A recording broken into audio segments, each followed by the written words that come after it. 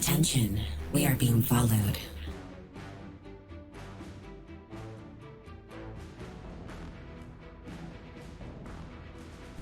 Oh, there we go. Sorry about that. Setting up a new scene, it always has a little bit of a challenge, and yeah, was muted. Needed to set up the new scene, needed to find all of these matches because there's so many games and so many different player profiles. So there's a little bit extra work in the background to take care of. $60 we have in the prize pool. That is pretty big for RTL. Pretty awesome. Big fat prize pool. I suppose I get some of that too, right? Because I was in the winning team. Alright, we have some great matches today. We have Coinbird. Let's see who we're playing against. Coinbird versus Lord Stark. Two very awesome players. Myself versus Silly Hilly. Quasar versus Pathogon. Srpss versus Bulldog. And of course, byah versus bikerush. And that is, you know, that's gonna be that's the final of the last game. That was the deciding winning match. So that's gonna be super exciting. And I think we'll start with Coinbird. Let's see where we can find him. Let me just turn up the sound a little bit.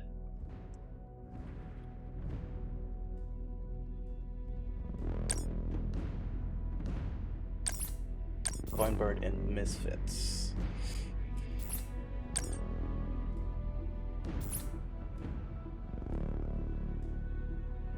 Alrighty.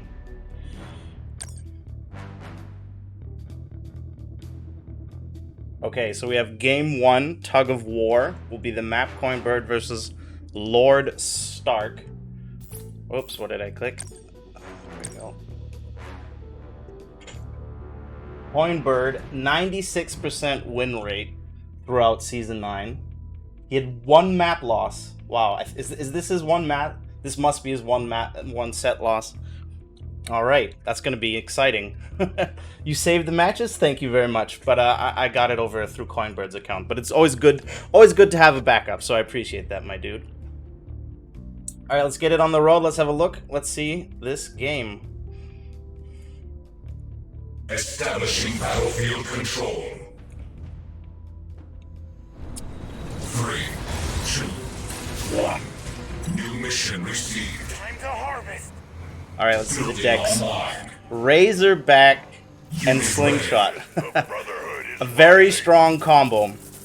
Very strong combo. Hard to beat. I can see Coinbird having a lot of problems to deal with that. And then the dog opening against the infantry. Coinbird starting militants here. That's also a strong start for Lord Stark.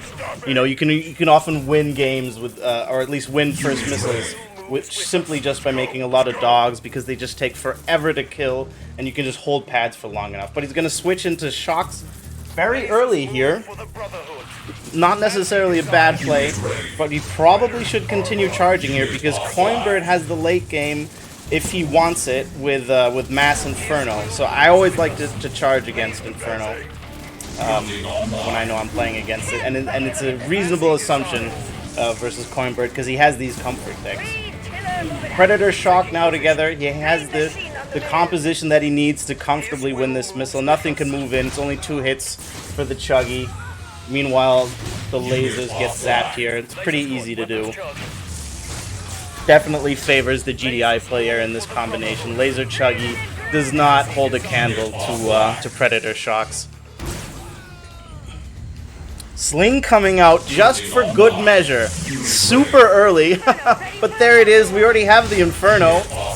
Oh, and he can't decide if he's going to fire or not. He's trying to get that double hit off. Lord Stark is ready for it. Already backing away with the Pred so that there won't be a double line for the Sling. Second Sling coming in. If he can stack up on the Slings like this, then it'll be very, very, very hard for the Inferno to get anything off here.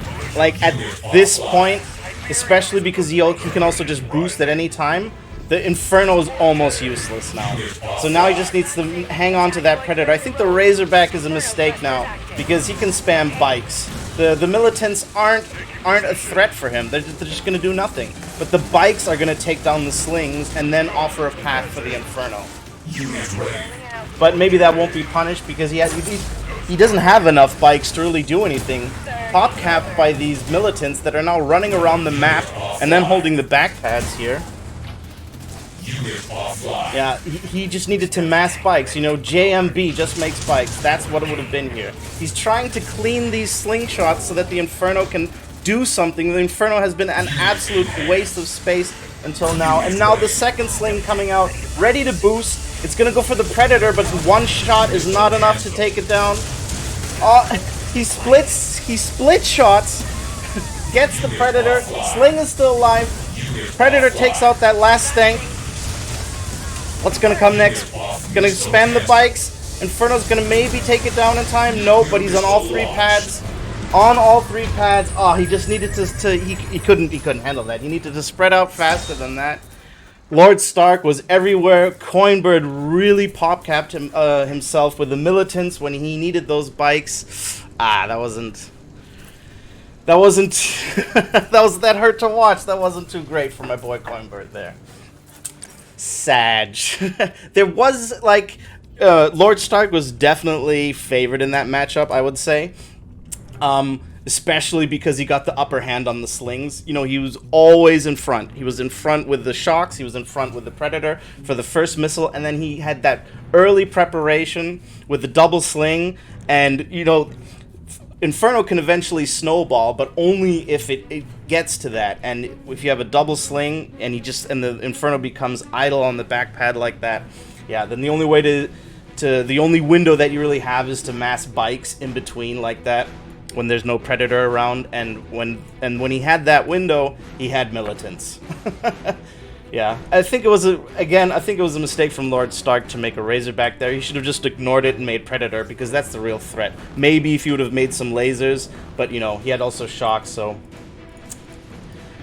overall looking pretty good for Lord Stark there the entire time. All right, that was an exciting game. It's good that there was at least one window for Coinbird there. It wasn't a stomp. It felt like a stomp, but it wasn't a stomp because there was a window. All right, let's look at game number 2. Coinbird has requested Battlefield. Battlefield, one of the biggest maps, if not the biggest map in game. I'm not sure. Definitely great for tech. Let's have a look. Off we go. Establishing battlefield control. 3, 2, 1. New objective available. Let's go. Harvester ready. And again, he goes militants into dogs. It's not a huge deal, but you know, every little bit counts. Every little bit counts, and especially on this map. On this map, you can triple dogs very easily. If he goes double lasers and tries to push in, he can just create a diagonal 3-line wall of dogs, which is what I would have done. But he decides to go shocks early, just like he did in the previous game, which is neither good nor bad. I guess he probably wants to save up for Predator. Now he makes the 3rd dogs. Okay. I would have done it the other way around, but that's fine. Now we're going to have the Chuggy. Lord Stark knows it, even if he couldn't see it right away. And then Predator's on the way. Now he just needs to hold pads. He just needs to maintain presence. He knows that. This might not be fast enough. Yep, Coinbird gets the first missile. He didn't have enough presence there. If he would have had the 3rd dog right at the beginning, dogs also being super fast, I think he would have held on to that a little bit easier. Either way, nothing Lord Stark can't come back from. He just needs to get that shock combo together. We're seeing the same decks here again. So these guys are going to play the exact same way, more or less. They know what they're doing. Lord Stark, there we go. Slingshot coming out right away. He's ready for it. Moving in, getting that Chuggy. And the Chuggy, if you look at that, the Chuggy drives on by instead of dropping a cloud and retreating, which is probably the safer way to play it. That means Lord Stark's going to get the Chuggy very easily there. 2 hits and it's down. Half a Predator, more than enough to take care of this bike squad. Now he needs to double down on the Predator, and he does. getting ready to take care of that stank. He doesn't get a hit off on the stank. I mean, it's gonna need 2 more hits from the next predator to make it. So it will survive and it will unload another volley. But he has so much map control here now that it's probably not going to happen. Stank is very scared, hiding in the back there and spamming militants. And now the first Inferno. If he can get a double hit and take out this sling, then maybe... Oh, he goes for the lasers. Alright. That means now the Stank moves in, does a little bit of damage, but not enough. It needs to do it again, like we discussed. And now he's in position on both pads, boosted the sling. Yeah, there's nothing Coinbird can do. He has to wait it out and find another route of attack. Ooh, and he gets another hit on the Stank just before it can stealth. That is huge for Lord Stark. Coinbird now in his extremely bad positions. There's, there's shocks everywhere. He wants to build missiles because that is the comeback mechanic, but he can't because of all these shocks. Boosted sling now, just in anticipation, ready to do whatever it can. It gets a shot off, but doesn't do that much. He still has shocks everywhere, still has another predator coming, and he still maintains this map position and the map control, and Coinbird really needs to come and move up against this, but it doesn't look like it's going to happen. Second sling moving in, boosting it, getting ready. Predator is in position, almost gets that Chuggy. Brings the units together. Yep, Chuggy's now out of position. Chuggy's doing nothing while the shocks zap away at the missiles. And the double range on the sling takes out the Inferno. Predator is ready to move back and take care of the bikes, and now he has more than enough health on those shocks to just block until the Predator comes in, maintain both pads, and then he's going to take this missile.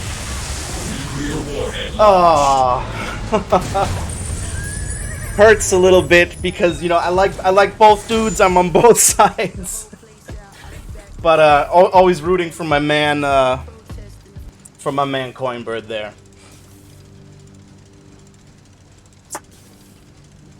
All right, let's check out the next game. That was a good game, but again, I think an interesting selection for Coinbird because the pads are so close together.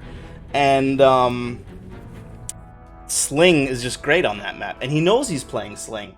Coinbird would have had a map like Open Water or Tug of War, maps where you have the pads next to each other, and it's much easier to get a double kill off with Inferno, where the maps are lined up. I don't understand if they both knew they were going to play the same deck and why Coinbird picked that map. Either way. Now for game 3, they surely must do something. They surely must switch something up on this third game. I mean, usually if you pick the same deck and you won with it, I'm sorry, if you lost with it twice, aren't you going to switch up decks? Well, we'll find out right now. The final game, Coinbird versus Lord Stark, is going to be on Hold the Line, and while it is a double pad map, they are vertically aligned, so not really great for Inferno. But maybe he won't play Inferno. Let's find out. Oops, that was a misclick. Alright, now I have to go back to the Alliance to find the game. 1 second. I am the replay hunter.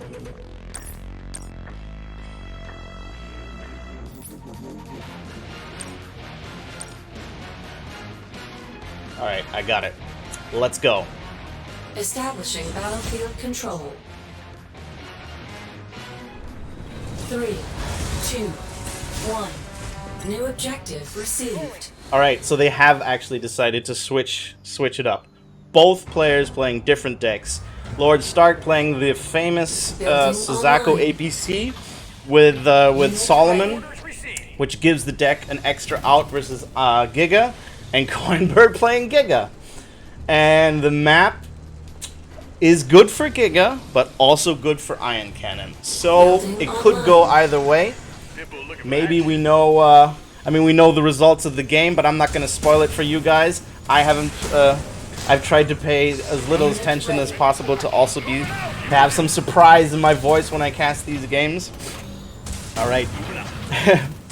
bikes and wheels. Now we're going to see the first flamers coming out, but the missile is halfway charged, and Coinbird is not on the pads here. Lord Stark is having very good map control, controlling the two top pads, which matter. The bottom pad is kind of meh, because if you control it, it's much easier to control the two top than the bottom. And there we go. 2 pit bulls now. Gonna take the first missile fairly smoothly, fairly easily. Lasers coming in, but he has drones ready to take care of it with some pit bull support. It's not gonna be enough. What is Coinbird gonna do next here? He needs flamers and he needs bikes, and he probably needs a phantom soon, because Lord Stark will be bringing out that orca eventually. Oh, but he goes for the Giga first. Okay, he's gonna do Giga and then try and protect it with lasers. Let's see how that fares for him. Oh, he gets cold feet immediately once he sees that orca. Moving down to the bottom pad, he needs to get up to the top pad. The Giga with its 2 unit range, 2 hex range is not going to be any good at the bottom pad. He needs to move up, but this orca, it's all over the place. He can't find a good place to hide behind the lasers there. Immediately makes another, but the missile's about to fire, and he's down a missile. He needs to boost, he needs to win, he needs to get in there now. He focuses for the APC, but it's the... Ooh, is he gonna get the missile? It's the pit bulls that are the blockers. Oh, but there's just too many drones now. Giga's down. It's all over there. Ooh, and in a very nasty beating, Lord Stark takes it 3-0. Very well played there by Lord Stark, I must say. So I think the APC really wasn't that much of a threat. I think he should have, at least not initially, I think he should have focused the pit bulls first, gotten on the pads, and then when your Giga has taken out everything, and this is something that's hard to do, and I always often forget it, is he needs to get on the pads quickly, so it's either bikes or, and if you don't have the money, wheels, and just make a presence. Just be on those pads so that the missile doesn't fire.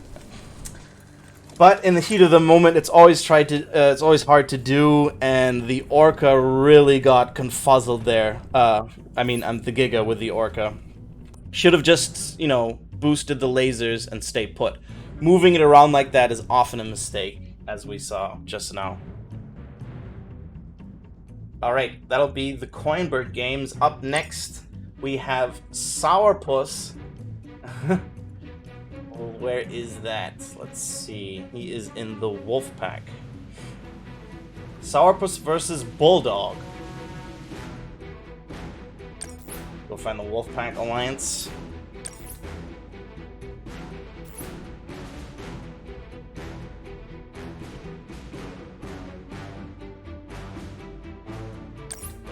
There, we got it.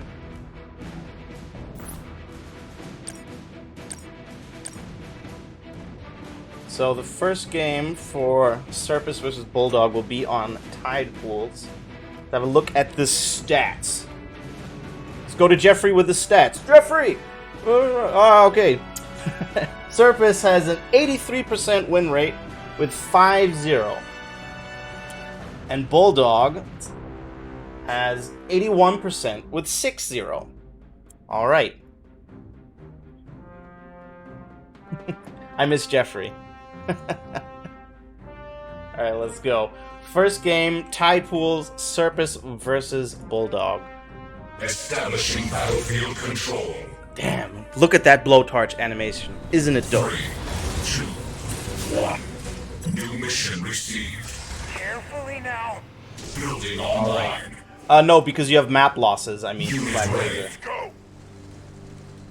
ready. Those are set wins, not map wins.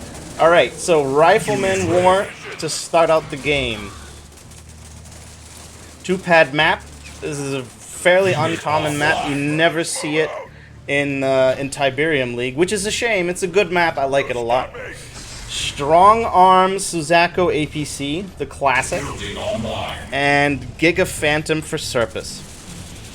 Srpss used to play other stuff. He used to be the he used to play the Coinbird deck, or the deck Coinbird was just playing with Chuggy and Inferno, but I think he has seen the light and he knows the Giga is better. He's waiting for all that stall because he knows he can just go on the pads with the Chuggy, but he doesn't have lasers in position. And then he goes for bikes. Interesting. Alright. He knows that he can contest it because he can just drive on under. Yep, there he goes. And then the next bike squad will take care of the Orca. Bulldog needs another Orca here, and not another set of drones. That is a mistake, and that's probably going to give Srpss the missile. Now the Orca has 2 ground units he needs to take care of on the right pad. He goes for the Chuggy, which is not the threat to the Orca, and then there we go. First missile goes to Srpss.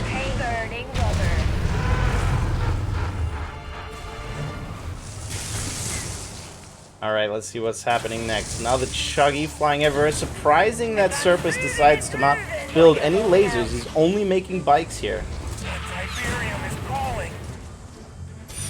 Usually, I guess he just, you know, he thinks he can handle it easily, and he doesn't want to give Bulldog the chance to make drones. Which is interesting. This is not the usual way that a lot of people play Chuggy laser. Especially we have Orcas flying around, because the Orcas are just so very good at taking out the bikes. Usually you play lasers with bike support against the drones. Ooh, and the very quick switch here. Srpss very fast on his feet. The bottom left is going to go down to the pitbull and the turret. And now Bulldog is on all the pads. Looks like he's going to take this missile. If he can just... Oh, but he cannot. Oh, in the last second he doesn't manage to control the left pad. Srpss gets on with some support from the Giga on the other side, and he takes a missile in a close flip. Oh, did I say it the other way around? My bad. Thank you, Tome. Alright. 1-0 for Srpss. Bulldog decides to pick peaks and valleys for his next game. And both players will be playing Nod. Let's have a look. Establishing battlefield control. 3, 2, 1. New objective received. Harvester moving. Alright. Building online. Deck change for both players. Srpss now playing Chuggy Inferno. Bulldog playing Mutant Chuggy. Unit ready. So, I think Bulldog has a little bit of an early game advantage because Srpss can't really handle Chuggy Inferno. Chuggy Mutant without Inferno. So until he gets air out, he will be on his back foot. But when that happens, it can quickly go downhill from there. Especially because the Inferno player can just always trade or beat the Stanks. And then you can just, you know, you can just mass Inferno, and that is a very effective strategy, as we all know.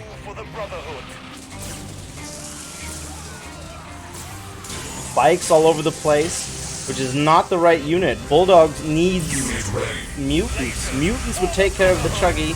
He decides to go Chuggy, which that'll take care of the mid pad, but then he needs the bikes to block top.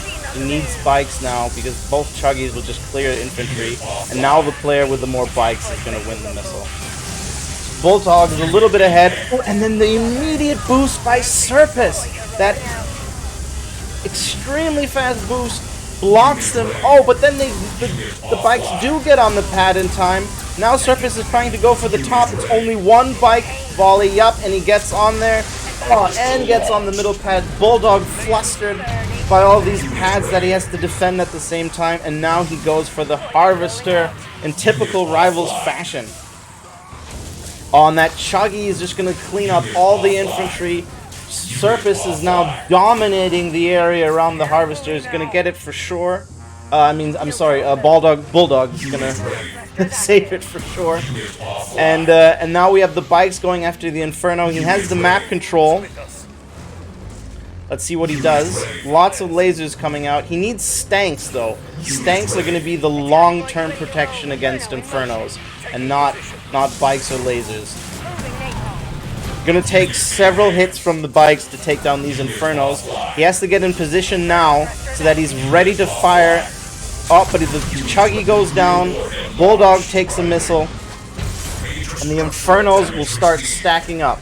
Srpss knows he has to stack up on these Infernos to take care of these units. Mutants now no longer a threat. If he controls the airspace, there we go. Second Inferno gonna take out these bikes. Very likely, yup, off they go. A little bit of a sacrifice for the militants, doesn't matter. Stank cannot touch it because the Inferno's reloaded, ready to hold the pad in the middle. Laser's gonna support. What is he gonna do? Oh, but he might get that snipe. Oh! And then the hesitation! There was one missile left on the Stank. He could have had that Inferno, but he moved it away too early. Now Srpss completely dominating. Stank in the fire, getting hit by the lasers. Oh my goodness. Oh, and then dies. Ooh, and doesn't even get that one Inferno either. Srpss absolutely dominating now. Bulldog out of money, desperately sending infantry all over the place. Mutants about to go down top pad. Bikes can't get on in time. Oh, and then that hit at the top. Ouch, ouch, ouch. Yeah, that's often the problem with Inferno. It just snowballs. It just snowballs. Which is why I hate playing against it so much. But well played by both players there. Srpss is a very, very good player, and Bulldog held on very well. If he wouldn't have made those mistakes, you know, if he would have just trusted the Stank a little bit more, he could have been a little bit in better shape. The fact that he didn't get that Inferno, that would have been his chance to get a little bit ahead. And yeah, he floundered it by moving away too early. Yeah, the tournament nerves, it happens to all of us. You get antsy, and it's exciting, it's nervous. And unfortunate when you have some mistakes because of that. Alrighty. Game number 3 is going to be Orbit. I mean, how often is Orbit requested? Not that often, I don't think. I remember back in the Titan days, it was very popular. But these days, don't see it that much. Alright, let's get Game 3, Srpss versus Bulldog. Establishing battlefield control. On the road. 3, 2, 1. New objective available. Alright, Building look at online. that. Now Srpss is weak to Unit Giga. ready. He's playing Predator, Razorback, Hammerhead, Bulldog, Razorback, Hammerhead as well, but with Grens. Ah, that's not so nice. Both players weak to Giga, and I think Srpss with his Razorback will be able to shut out the Grens much more easily, and the Predator will take care of the Pitbull. Yeah, Srpss here has big deck advantage. But you know, I'm often surprised in tournament games, so I will reserve judgment. Let's see what happens. He's on all 3 pads. Unit lost. Even losing 1 pad doesn't matter. Srpss very smoothly and comfortably takes the first missile. Unit lost. Bulldog making lasers against a Razorback. Almost on defense, so not the worst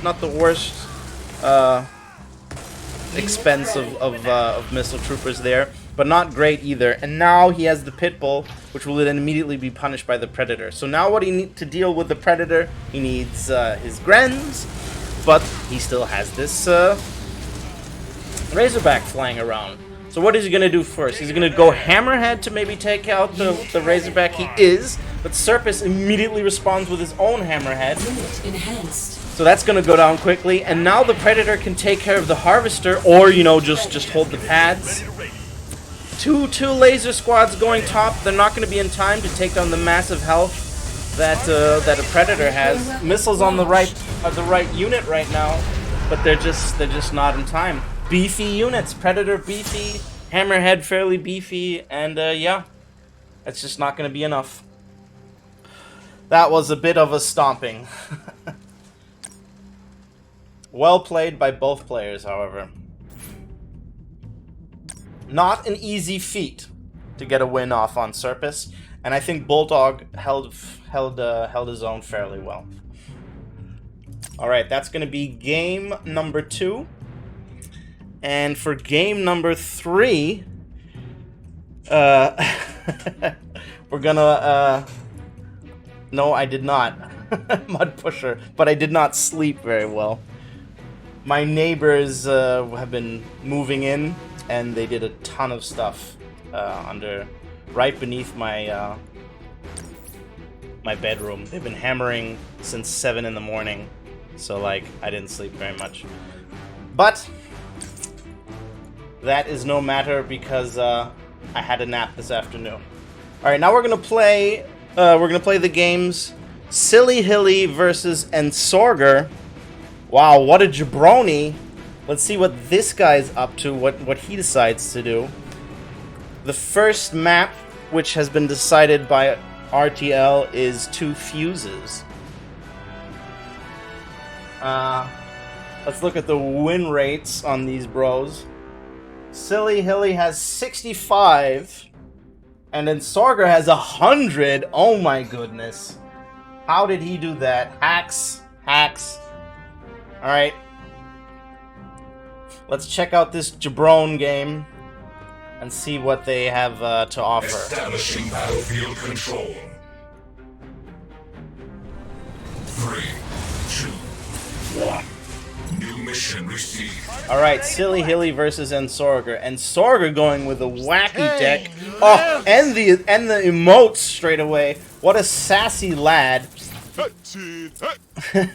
But at least Silly Hilly has the politeness to respond. Laser drones versus Talon. That doesn't look very good. Silly Hilly can probably make quick work of this German bro. Unit lost. A nice militant laser exchange for the first dog squad. Lots of dogs, always hard to deal with. And Sorger has to stall here. Oh, but Silly Hilly moves off the pad, making it easy for him to stall. Masked dogs might have just held this first missile for him. And now the jump jets don't know where to go. And Sorger baiting them all the way over across the missile just in front of the Chuggy to come out and drive by and make quick work of those jump jets. Now the Pitbull, which will take down the bikes. Oh, but he's just stalling, bringing out more lasers to reinforce the position. Going for the Harvester. Classic jabronism here. But then gets cold feet, moves back, takes care of the shocks. Shocks out of position. Lasers where they need to be. Oh, but now the Pitbull is going around from behind. Oh, but the bikes are there. Is it gonna get on the pad? Lasers and bikes. Pitbull doesn't get on the pad. Missile ain't going anywhere near firing. Now maybe if these lasers get on the pad, it could be over for the first missile for Silly Hilly. He's blocking with the Pitbull. Oh, and just manages to make it happen. But now the Chuggy's on the lasers. Very low health shock here, bottom right. If the bikes take it down, and they do, and the Pitbull's not going to be fast enough to take care of that beefy Chuggy, all the pads are now red, and then Sorger takes the first missile. What a lad. Amazing hacks by Sorger here. Now the lasers are moving in. Dogs 2v1ing. Will take care of the first laser squad, but he needs shocks and he needs something to take care of these Chuggies. He's not making orcas, and Pitbull Shock is just not doing it for him. What is he gonna do? He's low on money. He needs 110 for the combo. He decides to build Talon, but the lasers will just slowly take it down. And Sorger here, fucking rich motherfucker, 250 Tiberium, only making lasers. Super efficient. Doesn't matter if he dies to a Talon. He can just make 1,000,000 more lasers. There's more where that came from. And of course he's playing the almighty Kane. Oh, and there it goes. Kane is erect. He comes out, zaps the Pitbull. Lasers. Moving on to the pad. Now he has to desperately bring out the Talons. They're not gonna hold it for very much long. This is just stalling. Avoiding the inevitable. There we go. And Sorger takes first missile. What a Chad.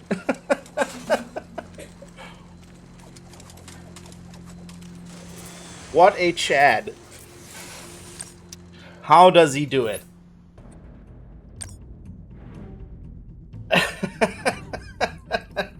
I'm having a little bit of fun with it because I have to cast myself, so excuse me. Alright. Game number 2 will be on Orbit once again. And I spoke too soon. Orbit. Ah, there it is again. Orbit is Silly Hilly's next map. Let's see what decks the players bring. Last game, we didn't see any laser drones and a very modest appearance from Kane. That probably means Sorger's going to want to switch up the deck a little bit. He didn't make very much use of the previous deck. Let's see if Silly Hilly decides to do the same. Establishing battlefield control. 3, 2, 1. New objective. Alright. Silly Hilly now going for Mutant Chuggy with Phantom, the more expensive version, versus the one with Stank. And Sorger going for Chuggy Inferno. So, pretty much the same matchup we had earlier with Bulldog Srpss. Silly Hilly going bikes first, and Sorger bringing out the lasers. Oh, is he going to do some nasty blocky shit? Oh, toxic player. Look at that. Blocking with the militants, getting in there. Silly Hilly not getting any value out of these bikes. Oh, and now he's double teamed behind the harvesters, but he's still hanging around with those bikes. They're going to do nothing. The bikes are rendered useless in this forced infantry war, and now when Sorger follows up with the Chuggy to win the infantry war, now has the combination that he needs, laser Chuggy to easily beat bikes, but another Chuggy from Silly Hilly means it's going to turn into a bike mirror at the same time, so he who gets the upper hand in the bike mirror will probably win this missile. The lasers are hanging on, some quick micro from Sorger there, now going around up top. Bikes didn't fire. He could have taken out that one bike squad easily, but now he gets it. Now both bike squads are ready to fire.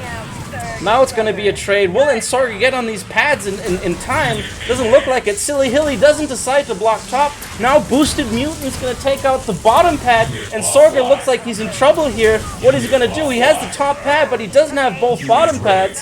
He needs to stall. Looks like he might not get this missile. Militants on the mutants, but it's just they're so beefy, it's not going to be in time. And there we go, in the face, first missile. What a noob. Alright, now the bikes are moving forward. Silly Hilly has a little bit more map presence now, and Sorger has the Chuggy, so he can do laser Chuggy to fend off these bikes. Silly Hilly is too slow with his own Chuggy. These bikes all go down before they get anything down, and now Sorger has his own bikes ready to defend. He knows that some more mutants could be on the table, so Sorger has to save up for Inferno here, and is hesitating. There we go, first Inferno. That's why he hasn't been making so many bikes. First Inferno, but First Inferno doesn't have an actual target. There are no mutants. Why the fuck did he make this unit? He doesn't really know what to do, so he just fucking flies around, going after the Chuggy. And Chuggy being faster than the Inferno means the Inferno has nothing to do. Boosts it, gets the shot off, but the Phantom takes it down while boosted, and the Oksana boost means that it will go down from one volley.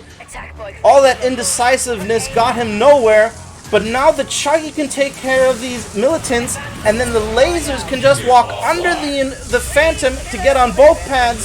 Silly Hilly, flustered by this, has to block top and switch the pads everywhere. Now only the Chuggy has to block the other Chuggy, and then Sorger will be on all pads and take the next missile, bringing us to missile number 3. A nice action-packed game here. Well fed by both players. Now we're going to see some more boring bike stuff.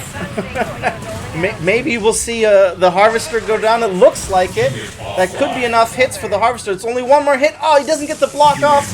There we go. Harvester goes down. Big cash surplus increase for Silly Hilly here. And Sorger making another Harvester, but all the Tiberium patches are full. Silly Hilly blocks it.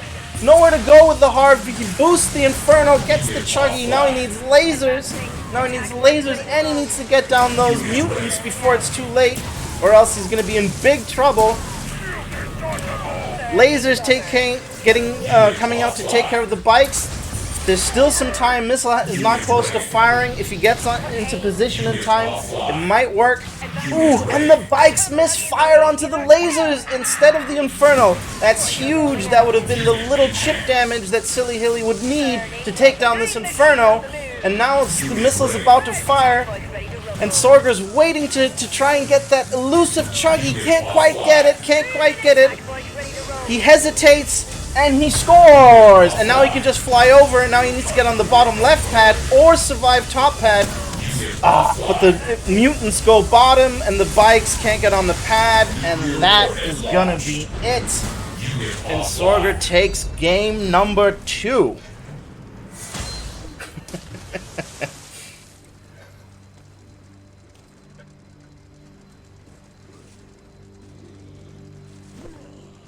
No spoilers in the title? What title? Alright. GG.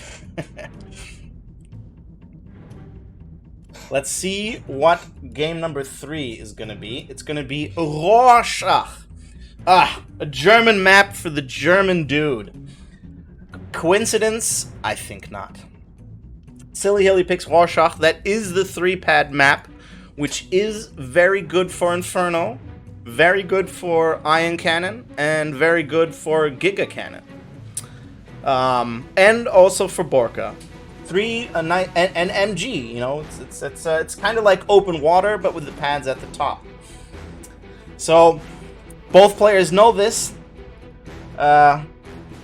We'll see what they decide to bring. What do you see in that map? What do you mean?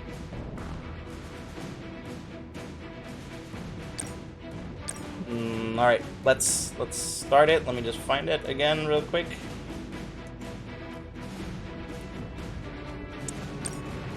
Establishing battlefield control. Yes, please consider donating to Legion, which has made all of this possible. It's been a lot of work in the background. My boys, Tommy, Kenny, everyone making this happen, Pontiki. You know, it's a lot of work. They all do this for free. So do consider throwing a beer or two their way in the link provided in chat. Alright, Silly Hilly here, starting War Factory within Sorger, gonna go into the bikes, and Sorger does not have an answer to early bikes when he goes War Factory. Kinda in a bad position here. Silly now getting the Savage block off. Ooh, but then Sorger moves the Harvester down. Oh, and then just in time switches targets to take a hit off that bike. Now the bikes are both weakened, almost pop-capped here. He moves back, and Sorger's Predator has taken almost no damage. Very comfortable. Very few models, meaning the missiles will be able to push through to the Giga very quickly, but he doesn't even need to because the boost gets him onto the Giga immediately. Giga goes down. What a Chad. Now the Predator's baiting the bikes away, takes down a model before it bites the dust. And these missiles are all over the place. Dominant map position. Another Predator. Harvester's probably on the menu coming up next. Wheels here being the only anti-infantry Silly Hilly has until Venom just gets him nowhere, because Mass Missile with a dash of Predator takes care of the entire early deck. And now the lasers come out and the snipers are ready to deal with it. Predator moving forward, all these units going down, moving towards that juicy Harvester. Oh, but he moves off the pad. What a noob. Oh, just in time. Micros it in the background. Takes the first missile. Snipers are now moving back. More lasers, more missile troops moving forward. Second Predator now. Lots of bikes, lots of wheels coming over. Absolute carnage here. Left and right. Sniper still easily protected here. Boost on the Predator. No blockers anymore. Bad timing to move in with the Giga. Oh, and Sorger doesn't even want the Giga. No, look at this. He goes, and then what is this dance? He fucking snaps off the neck of that Harvester smoothly, and then nonchalantly moves back with the Predator, boosts that Borka, oh, and he gets the Giga. Snipers, missiles moving in now to take care of everything else. Borka's almost reloaded now, and he's gonna clean up the rest of this shit. Oh, and it goes down everywhere. Silly Hilly now desperately making 10 cost units in a last futile attempt to take some control over these pads. Boosted missiles moving forward. Borka ready to fire again, and another carnage explosion of the left side by that massive Borka. Oof. Unit offline. Unit offline. What a beating. And Sorger. Well played by Sorger there, if I do say so myself. Alright, that's gonna do it for game number 3, and Sorger versus Silly Hilly 3-0. And now we're gonna have Terran. Let's see, where can we find Terran? Terran versus Pathogon. Pathogons. So this, I'm not gonna say the stats. I'm not gonna say the outcome if you haven't heard it. No, tell me. Oh, okay. Current score you can post, but please none of the new score. For the people that don't know, the next games are gonna get very exciting. We have got some amazing final games now. Terran versus Pathogon and byah versus bikerush. All right, let's have a look at the stats. Let's go to Mo. Terran sitting at a whopping 92.3%. And, 1 second. Pathogon sitting at 87. However, Pathogon is the MVP and is the number 1 player at the top of the leaderboard with 12 set wins, 36 map wins, and only 5 map losses. 87.8%. Very strong performance. Pathogon has been kind of one-siding the factions as of late, going for rank 1 GDI one season and rank Nod another. So it'll be interesting to see if he decides to play the faction of choice for the current season for his games. He's also been playing a lot of tech, playing Tech Splash, which is not very popular at the moment, and having moderate success with it at the top of the Tiberium ladder, mind you. So let's see what he has to bring to this match. Let's go find his games. So Pathogon is doing Nod this season.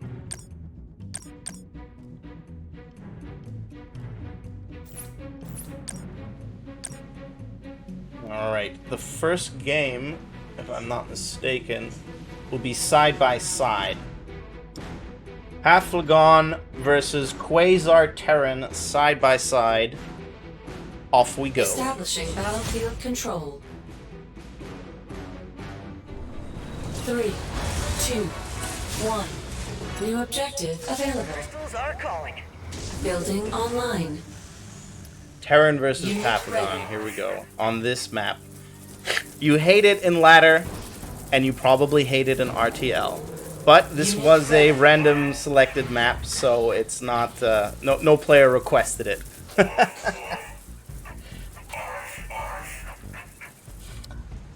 Infantry start from Pathogon means he has to hang back a little bit while Terran goes double dogs. But because of this 2-pad maps, you know, there's no easy way to bring all the units together. It's just a mess. And now the dogs are separated. Pitbull's gonna go after those bikes, but the dogs are not in position. Ooh, and Pathogon doing the dance while bringing in the bikes. Very nice. Means he preserves the lasers, preserves the militants, getting lots of value, max value out of these units. And now he brings in the lasers.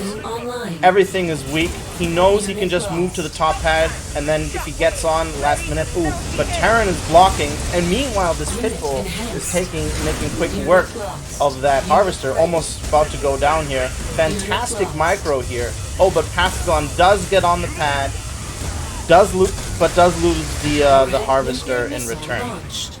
A fair exchange, Major probably a structural little damage bit better for received. Pathogon because you usually Unit would rather lost. have missiles than Unit harvester. enhanced. Now a boost by Terran Unit ready. to try and get the harvester here. Shock's gonna clean up the lasers that are in the way, and now more pit boats to come and help. But he can't bring two down there, so he can't 2v1 these bikes. Oh, and he still goes for that Harv, ignoring the bikes. Interesting play here by Terran. Unit lost. Shocks and Unit Pitbull ready. seem to be Unit doing lost. everything he needs Unit them to ready. do. No air by Pathogon, and no double Harv, which is what he often decides to do. Unit lost. Yeah, this is working out for Terran. Now he just needs to hold these pads. Looks like he'll be able to do it. Oh, but he sends the pit bulls down bottom. Shocks will take care of those two units. The Seth, I think the Seth will be in time. Yep, Seth will be in time. Now Terran just has to get onto the top pad and somehow, and then he can win this. He has no air besides Hammerhead, and Pathogon knows he can flip him. So we're probably going to see a Venom coming out very soon. Unit ready. Oh, but he goes for more bikes. He has the money to do it, but he decides to go for bikes. Bikes are not going to get anywhere here. Pitbull's taking it down. Building What? online. Oh, now we're seeing the air. And we're seeing the air from Terran. Both players switch into air at the last second. Unit lost. Pathogon is favored here because he has the right units on the right pads. Bikes will now not be able to hold against Pitbull and Shocks. The whole entire pad. Oh, and he gets the swaps off in time. Now brings the Hammerhead to the top pad.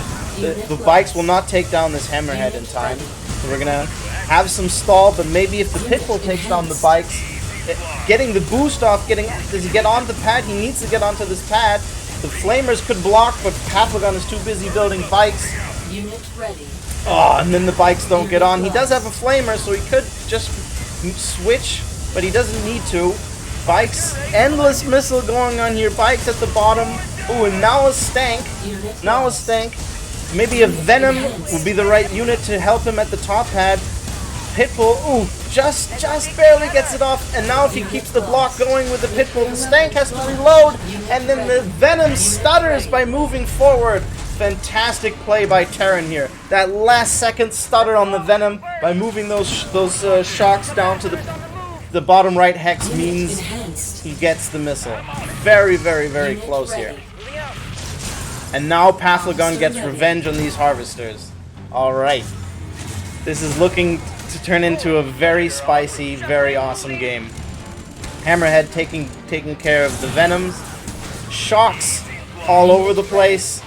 Pathogon needs to deal with these shocks. He doesn't want to make Venoms because of the Phantom, so he goes for mass militants. Oh, and they get him nowhere. He needs to 2v1 at the top and the bottom. He has Stanks versus all of these Predators. Oh, one Seth is probably not going to be enough. The Stank is going to go down bot. Shocks are going to finish off the lasers. And then the Hammerhead's going to take down the Venom. I think Terran's going to take this first missile. This last missile. Yep. There we go. Launch. That was a lot of hit back and forth. Very exciting game. Very well played by both players.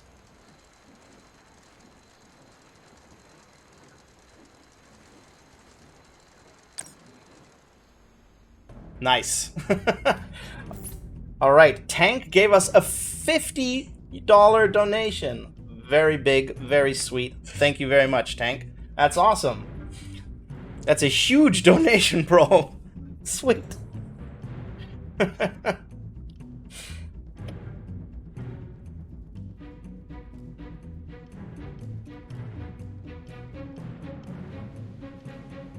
Alright, game 2.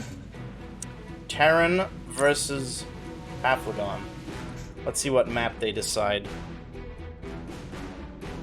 They went for Frozen Road. And they decided to keep the factions.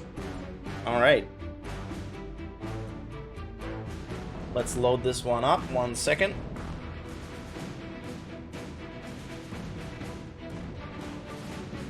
Establishing. Alright, here we go. Game number 2. Pathogon versus Terran.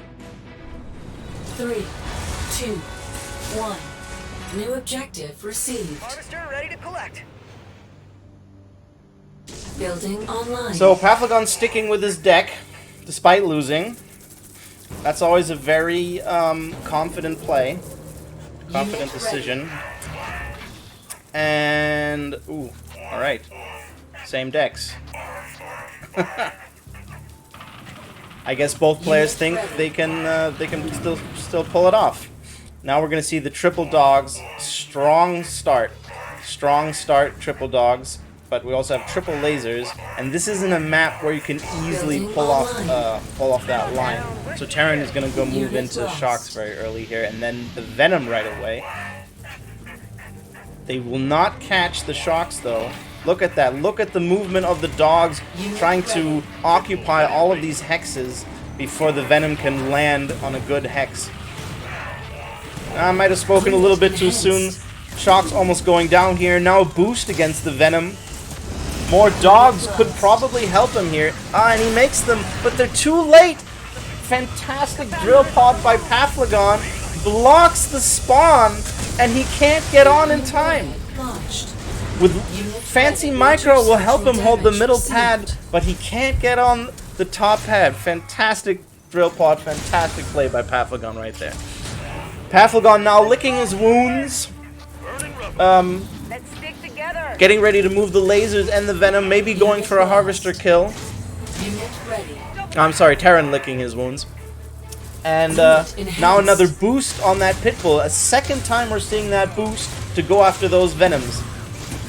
Oh, and it's effective too. He gets it down. Oh, but then he goes after the lasers instead of dealing with those bikes. I guess he knows, I guess he plans on making that Predator to deal with that, and he would rather have his units elsewhere. This distraction could cost him another missile here. He needs to get on the middle pads. The harvester doesn't matter much. He's down a missile. If he loses this, it's over. Now the two shades coming in. Gonna take care of the pit bulls. Now he has a hammerhead just in time. Just needs to get onto these pads, kill them before they can separate. And now another drill pod. It might just not be fast enough. We will see. Oh, everything is red. Doesn't get it. Terran takes another missile. Oof, what a beating. Fantastic drill pod play there. That was very well done. Alright, let's see the next game. Good micro from both players. The boost on the Pitbull was very effective. That boosted Pitbull probably could have taken care of those bikes, and then the Predator could have gone mid. But the Predator was also turned into a liability there because it didn't do much versus those double shades. That gave Pathogon the opportunity to go double shade, whereas if you would have had another Pitbull, that could have complemented the Hammerhead a lot more. The Predator is really slow. And you don't really need it that much because bikes aren't that big of a deal. And it's with Boost and with Raider, you can totally take care of those bikes. So I think the Predator was a mistake. It's a little bit more comfortable. You know, it's something you do when you're in a position of comfort. And that certainly was not the case for Terran on his back foot that entire game and down a missile. We have another $10 donation from Anonymous. Thank you very much, Mr. Anonymous. That will go towards more Legion events and Rivals Team League. Now let me click my way through the favorites and find the final game. Where are we? Alright, the final game... Oh no, it's not the final game, I'm sorry. Used to saying that from all the other matches. The next game, it's 1-1. Pathogon versus Terran, and the next game is going to be on Scorpion Tail. Scorpion Tail, picked by Terran. That's a good map. Alright, let's see what these players bring us. Next game, 1-1. 3, 2, 1. New objective available. Tiberium is calling. Alright, let's see what these guys do. Harvester first. Wheels into Rifleman. Giving Terran a minor edge here. Unit ready. We have Scorpion Flamer Phantom for Terran. Very weak to Giga. And Suzaku APC for Pathogon. This is a good strong arm map, isn't it? So that gives Pathogon a little bit of an edge, perhaps. We'll see. Terran has only built War Factory so far, so that'll leave Pathogon a clear path. Just build missiles.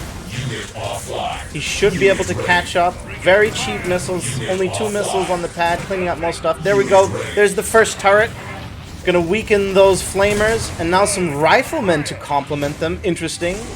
Doesn't have enough money for air yet. Oh, and now the double flamers and tank. He's all over the place. Looks like the first missile is gonna go to Terran.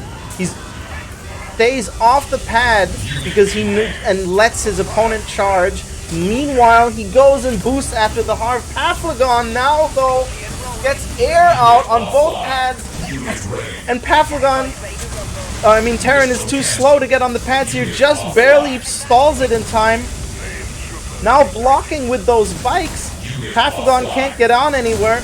The drones go down. He needs a lot of drones to take the bottom pad, and he has to constantly micro them so the drones keep flying over. He's down a Harvester. This is an uphill battle that he just can't win, and the first missile goes to Terran. Very well played there by Terran. Very quick to completely occupy that that bottom pad. That makes it infinitely more difficult for the player to micro something else while they still have to fly over the pad. Now another boost coming in with bike support. That means the Harvester is going to go down before the Orca can even chase it. Is forced now to fight those bikes. Terran has so much money from 2 Harvester kills now that he can very quickly make a Phantom, boost it, and get out unscathed. And now he's doubling down, bringing out Flamers, Tank, Phantom. Terran has all the units he needs to build to deal with anything Pathogon throws at him. He goes for another Phantom. I guess he knows the only thing Pathogon can really do to maybe weasel his way back onto these pads is air. So he goes double Phantom. Turret does nothing. He doesn't even have the money for that. Infantry trying to get on the pads. It doesn't happen. Terran takes the next game. Very well played.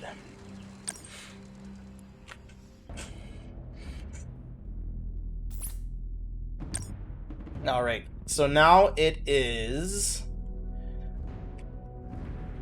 Let's see... 1-1. It is 2-1 for Terran. Next game will be selected by Pathogon, next maps, excuse me, and that is going to be Stonewall. Another very, very large map, and good for tech. But probably not going to see any players play tech these days, as tech has become very, very unpopular, especially amongst these higher players.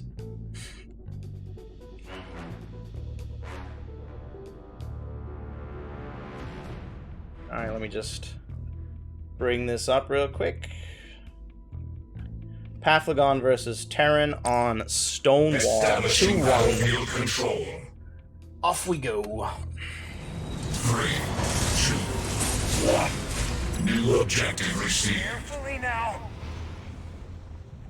Building online. Unit ready. Position. Harvester first. I sometimes like to try and get the mid pad before the other player. Ooh, and Terran gets there first though. Gets the defender's advantage here. Moves it up to the pad.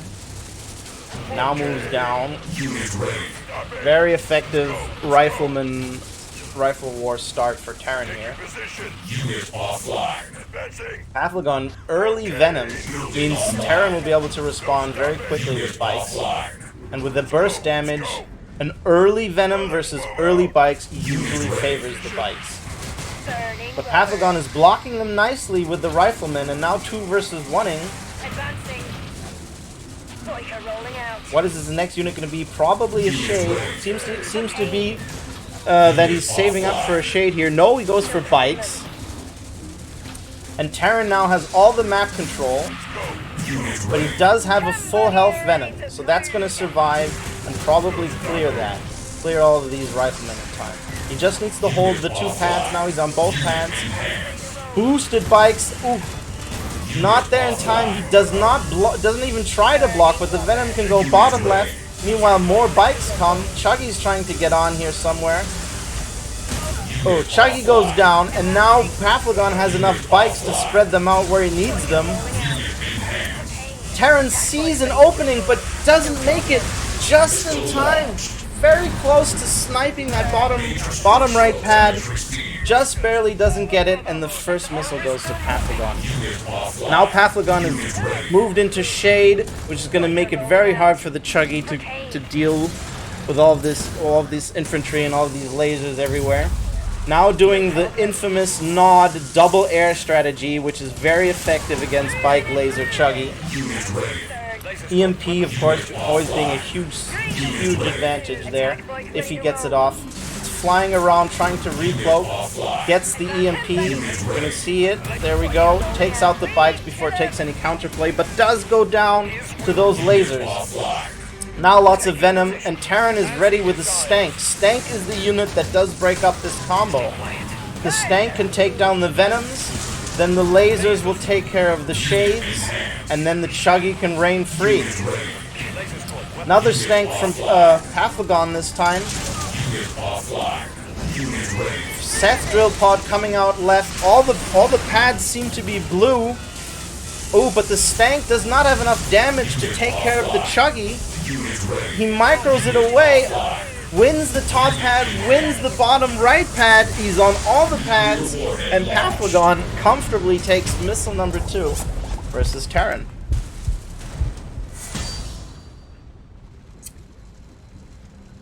Well played. Interesting map choice, though.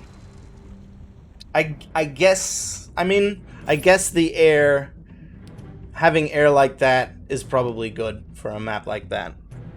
You can always fly onto the pads, EMP, and then you have a lot of space to move away from big spread apart map pads on maps like that. Are probably favor Pathogon a little bit. And that's correct, Kenny. This will now be the ace game. Let's see. New subscription received. It's gonna be gratitude. Pathogon Terran on Gratitude Battlefield. Yeagers. Thank you very much for the Prime Forspoken. Alright, last game. Very exciting. Who's it gonna be? Who's gonna win? Terran versus Pathogon. Let's go, baby! Establishing battlefield control. 3, 2, I love this map. new mission received. It's just so very clear cut. Building Like, online. you always know what to do. Unit ready. It's a comfortable map. Pathogon now starting with lasers. A risky play. Because if you go lasers into militants, it's much worse. Alright, double lasers are going to take care of double wheels. Terran decides to drive on by. And then builds a third. Not sure what his intention is here. He's behind now. Missile's already almost at 50%. He needs flamers, and he needs to stall. Pathogon can easily get on these pads, and then throw in some very quick bikes, and then the bikes can block wherever the flamers are. I think that's what he's trying to do here. Lasers go for the top pad, but if the flamers leave the pad, then he'll have it. And now he can just block. Yup, it was Pathogon's intention from the start. Oh, and the dance is just barely sufficient. Boosted flamers almost took it down, but not quite. Pathogon takes that missile. Now the notorious Giga comes out, focuses the bikes. It's at full strength. Boosted bikes don't even touch it, but the 2 flamers will. The 2 flamers take it down. But Terran here, 0 Tiberium, And Pathogon has 70, and another Giga means it's gonna be hard again. This is a great Giga map. Terran does not really have an answer for Giga. Nothing in his deck. He cannot rely on bringing out 2 Flamers to take care of the Giga again. Now the big Giga moves in, boosts, missile is about to fire. Rifleman getting into position. He needs to take care of this tank and just get some riflemen on the top pad, and then he'll have an easy second missile. Giga inches on up. Terran can't get through this wall of infantry. The boost is there. The units are there. One more hit, but he needs to get onto the bottom pad. Even taking out this Giga will not be enough if he's not on both pads. And he just didn't have it there. Pathogon beats Quasar 3-2. Very well played.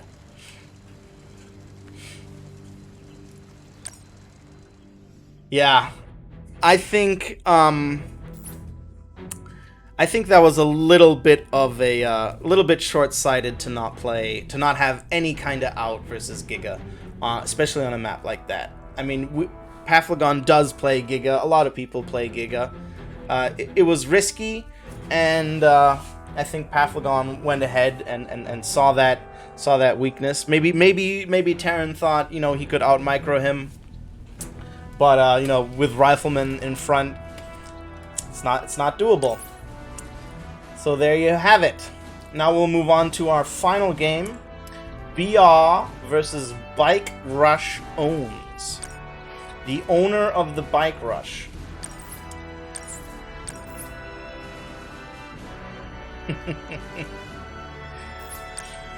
Pathogon, also MVP for this season's RTL.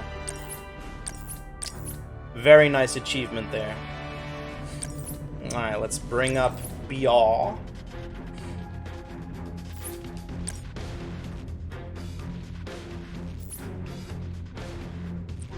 I wonder if byah will play something other than his regular decks. Place your bets now.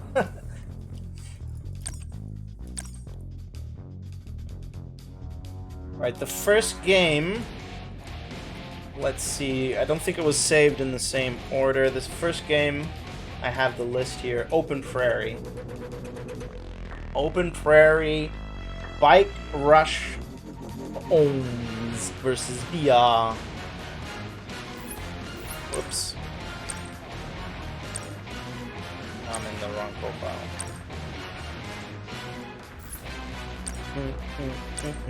Okay. Now we got it. Here we go. Establishing battlefield control. 3, 2, 1. New objective received. Alright, let's look at these decks. Mutant Chuggy Giga. Wow, almost all the strength that Nod has to bring to the table here for bikerush. And byah playing byah. It's what he does best. It's tried and true, and he's very good with it. So, we'll see. Not impossible, although I would give the deck advantage to bikerush, especially on this map. The wheel start is going to work out for byah. He weakens all the units, but now we have some big fat beefy boys coming out. Big fat beefy boys take care of the wheels easy, no problem. Chuggy probably going to follow. byah is now ready with the flamers. Bikerush gets a bit of a block off there with the militants, and now the tank ready for the Chuggy. Mutants can't decide where they want to go. They're going to have to decide quickly because the missile is about to fire.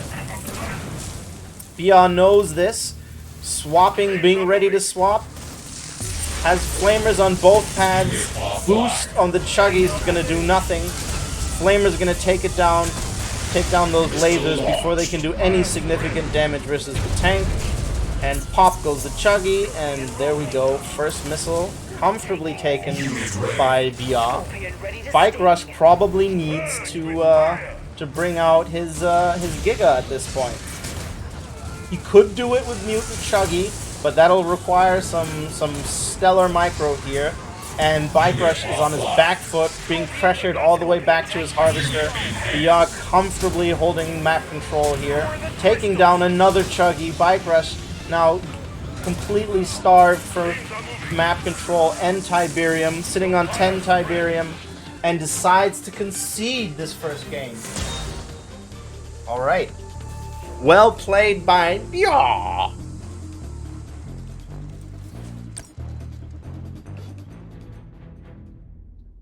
That could have gone the other way. But byah knows exactly what he's doing. He's very comfortable. You could see, you could kind of see a little bit of hesitation on bikerush, you know, who hasn't been playing so much. He doesn't play as much as byah, and byah knew exactly where to be and when to be. Constantly dancing in between the pads with the tank ready to go left or ready to go right. Played that very well, and yeah, also cheap. bikerush is very dependent on expensive units and positioning, and byah just you know, was pushing him into corners from the get-go. Alright, the next game will be the famous open water. Do we have a statistic on that? Do we have a statistic? I would wager open water is probably one of the most played maps. I think we talked about that before in another tournament. Open water, everyone loves it. I love it, you love it. So let's scream for open water. Establishing battlefield control. 3, 2, 1. New objective available. Alright, bikerush now on the left, playing the same deck, and byah playing the same deck. Both players still think they can pull it off. Alright. That's good, that shows confidence. byah now moving in front. A little bit faster than bikerush. Already has bikes on the field, whereas bikerush decides to switch into infantry. Look at that. byah gets some very valuable chip damage on those lasers. Sacrifices the wheels, but with that bike volley, it'll bring the lasers down to only 2 models, which means the bikes can now roam free and hunt those other wheels, while the second squad takes care of the first one. And now he comfortably moves into lasers and enjoys lots of map control as the Giga comes out. The Giga comes out, 50% missile charge. Will be enough time to take care of all of this if the Giga charges up. byah does not have an answer. Now with the boost, nothing can really contest the Giga. He just needs to hold the pads for a little bit longer. byah knows this and goes into air. Banshee now coming out, but there's lasers everywhere. He's gonna land on that one little rock. Oh no, he does not. He moves onto the pad and then gets taken down by the lasers. Probably a misclick there by byah. Now he lands on the rock, but the sad damage of the Banshee that once was is not quite enough, and it takes 3 Banshees for byah to take down this Giga. Flamer and Banshee seems to be what he needs to do here. bikerush now brings out those chuggies, which will take care of the Flamers, giving him a much easier time. Maybe he'll take this next missile. We'll see. He boosts and goes up to the harvester, taking tons of drive-by hits in the process. Now getting flustered with Banshees everywhere. Banshees going after the Giga. Take it down just in time before dying. Now bikerush completely broke. byah has a little bit of money and map control here. Flamers in position, boosting that Banshee now. Flamers will weaken the lasers enough so that the boosted Banshee can take down the Giga. He goes for mutants here, which will do nothing to save him from this Banshee. He needs more lasers, and he needs a chuggy. But the mutants move into the pad only to get whooped by the Flamers. Mutants seem to be going to the harvester in a desperate attempt to at least get something, but it's just too late. And then there that missile fires. So he traded a missile for a harvester, hoping now that this Giga will protect him. The mutants are now going for another hard kill, but he doesn't have the protectors. The Flamers are roaming free to clear all these lasers, and then the Banshees can deal with these Giga. The Phantom takes it down, but now there's a tank to replace it. And byah is just everywhere. Epic response time, as if he works for the paramedics. Bikes now, oh, if the bikes go for the Phantom, they do not, they go for the wheels. byah does not care about the Phantom at all. He'll just take care of these mutants with his flamers. Bikes will now take care of the Phantom. He can afford whatever unit he wants. He just needs to dance a little bit longer. The Chuggy will not be in time. And there we go. byah takes it on the third missile. Wow. You don't usually expect that kind of harvester lust, right? For in the RTL finals? That was crazy. That was crazy. I don't know what he was doing. Maybe he was thinking to go double Giga something, double Giga Phantom. He thought he needed to. He can afford a missile, so better get some harvester kills. But it didn't work out for him. The byah response time there was just too much for him to handle.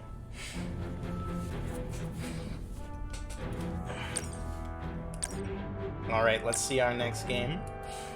Our next game is on 3 lanes. 3 lanes. And it's, it's 2-0 on 3 lanes.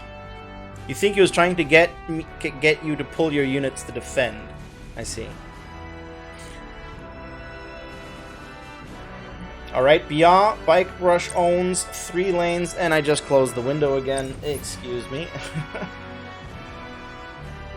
I have to pull it up again. If you go too deep in the profiles, then eventually you get to like a layer where you can't go any deeper, or can't go any further, and it just loads incessantly. Bikerush is rusty, yeah. I think we can all agree on that. But still a good player. And the micro's there. So byah cannot allow himself to be no slouch. Alright, there we go. 3 lanes. Establishing battlefield control. Game number 3. 3, 2, 1. New mission received. Carefully now. Look at this. byah goes for the more secure harvester location, whereas bikerush lets autopilot take care. byah feeling comfortable in doing laser first, a risky play, especially if these players could also switch decks now in this game. He does not know what his opponent is bringing, but it seems to pay off, and bikerush is scared to engage with his bikes, not rushing with those bikes, not staying true to the name. Now the flamers are coming out, and we're going to see a shock flamer battle, but no engagement by byah. byah is waiting for his second pair of shocks. Now very strong commitment. Lasers are not in the position they need to be. Does a little bit of swap, but that costs him a lot of health. And meanwhile, the second expensive pair of shocks just sit in the back and do nothing. Double shock, not working out, and bikerush ahead, totally ahead here by playing more efficiently with bikes. With flamers and wheels. Now the boost will take it down, and he's on the right paths. Pitbull will take care of these wheels. And now a tank coming out. If the tank moves itself onto the middle pad, byah is in trouble, but he does have the lasers in time, and bikerush has now the flamers in time. Bikerush now looking like he's going to win this missile. Now the tank moving in to take care of the pitbull. Flamer's going to take down those missiles. Ooh, and another boost by byah and a counter boost by bikerush, but it's just too late. byah wins the interaction. Ooh, but does not get the block off in time, and there's a full healthy set of flamers to finish off byah. Bikerush now has complete control of the mid pad and will take missile number 1. Nuclear weapon launched. Unit offline. And then the boost not getting him that much value. He just about trades with those flamers despite both having two similarly health squads and spending money on a boost. These wheels are really proving to be a game changer in these shock mirrors. Bikerush just getting so much value out of being able to do wheels flamers, whereas byah has to do double shocks. Maybe if he makes some more militant support, it could work out, especially at times when there's no wheels on the map. But bikerush here now gets another 2v1 against his shocks, and a third time, and now he's even 2 versus 1ing on the Predator, takes down the Predator. byah now looking in really bad shape. All he has to do is hold mid-pad. Ooh, and he knows this. byah brings out the boost, gets onto the pad, takes it out. Now he just has to block. Oh, but it just barely does not suffice. And bikerush gets back onto that pad. Oof. I think that was a bit of a risky play there to leave it up to the infantry, you know? There were no lasers, so I think the better play would have been while the infantry battle it out to bring the Predator onto the mid pad, and then, you know, you have that little buffer, that last bit of the missile, and that is enough time to bring a unit onto the back pad, because you can get a unit onto your back pad where the Predator was for byah in this instance very easily. So it's really about holding that middle pad, and he was on the back foot and holding that middle pad, and I think the Predator would have been the right unit to move there. Very well played by both players once again, and a nice comeback for bikerush. And that will bring us to another game. You guys doing your bets in the background. And I'm a huge fan of this next game simply because of the map. byah picks Middle Oasis, baby. Middle Oasis, one of, if not my favorite map, simply because it's so action-packed, instant action, lots of no-harv gaming, and yeah, that means we're gonna have a great final game. Here we go, RTL Season 9, last game, deciding what happens, Establishing battlefield deciding the winner. 3, 2, Let's see if there'll be a rush. Both players on nod.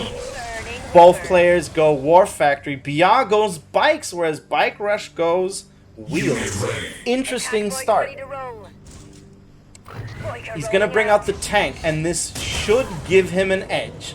The trick that you want to play here is hover over the bikes and snipe away those...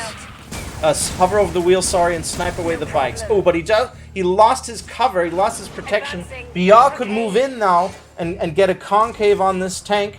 bikerush is now moving in, allows a triple concave. Almost dead now, this Scorpion tank. Fantastic micro by byah, now moving the high HP bikes to counter the other ones. The tank is now on its back foot, will go down, and byah is one bike ahead in this War Factory mirror. This is why I love Middle Oasis so much. We have instant action, no harv on both players. Now it's coming down to who pop caps better. Retargeting, pop capping, whatever you want to call it, you know, it's part of the game, and this is what's going to decide who wins. Oh, byah holding off firing the missiles as well as bikerush, because he knows if he gets caught while reloading on a full squad against a single squad, that he will then start to lose the engagement. Now he has all these very low one model squads. He needs to push them up. Oh, he gets 3 missiles off on a squad, a good start. Now if he gets onto the top pad in time, the missile will not pause, and the lasers are not going to be fast enough to take down 3 in this short time. byah knows it, dances it off, and there we go. First missile goes to byah. Now there's lots of time, and now the infantry can take care of the lasers. bikerush quickly responding with wheels, but because the bikes are so fast, we'll probably be able to snipe some of them down, before they really go after these riflemen. And you can also always 2 versus 1 the riflemen, so the wheels really aren't that great. So bikerush then decides to build a harvester here. Missile getting close to a third. Probably not going to be able to harvest enough in time, especially if there's no stall to really make a difference, to really make this harvester worthwhile. He's not on the pads. Byah is ready to move a full squad to the right. The tank is there, but he does not have the money for a boost. Maybe if he gets it in time. Now the lasers are going to probably take care of top pad. The lasers are getting onto the top pad. Does he get onto the bottom? He doesn't, but the lasers will just... Oh, he does get onto the bot pad. The wheels take it out in time, but he's lost at the top as well. Oh, but Byah takes it in spectacular fashion, winning the season for the Misfits. Amazing. Fantastic final game, man, on Middle Oasis. Awesome that you decided to pick that map. That was very, very, very, very well done. Very, very well done.